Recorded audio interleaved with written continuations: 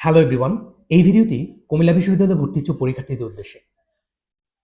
আমরা অনেকেই chemistry first পেপারের ফার্স্ট চ্যাপ্টার অর্থাৎ ল্যাবরেটরির নিরাপদ ব্যবহার এই চ্যাপ্টারটি স্কিপ করে আসি। বাট বিগত বছরগুলোর প্রশ্ন অ্যানালাইসিস করে দেখা যাচ্ছে প্রায় প্রত্যেক বছর এই চ্যাপ্টারটি থেকে 2টি করে প্রশ্ন এসেছে। সো এই চ্যাপ্টারটি স্কিপ করার কোনো সুযোগ নেই। 19-20 সেশনে আসা একটা প্রশ্ন আমি এখানে লিখে রেখেছি। প্রশ্নটিতে বলা হয়েছে পরিবেশের জন্য ক্ষতিকারক বিষাক্ত বিজারক কার্বন টেট্রাক্লোরাইডের পরিবর্তে বিকল্প বিজারক হিসেবে ব্যবহৃত হয় কোনটি? তো এখানে ফার্স্ট অপশন হচ্ছে অ্যাসিটন। অ্যাসিটনের রাসায়নিক সংকেত হচ্ছে সি ডাবল বন্ড ও CH3 CH3।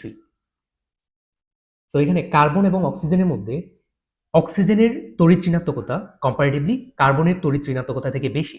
সো অক্সিজেনে আংশিক ঋণাত্মক প্রান্তের সৃষ্টি হবে অ্যান্ড কার্বনে আংশিক ধনাত্মক প্রান্তের সৃষ্টি হবে।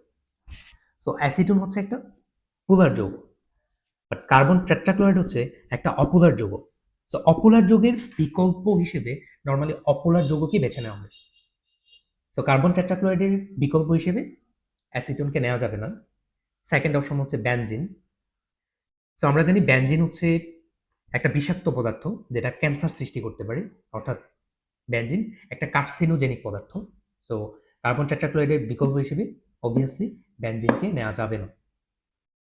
নেক্সট অপশন হচ্ছে ক্লোরোফর্ম।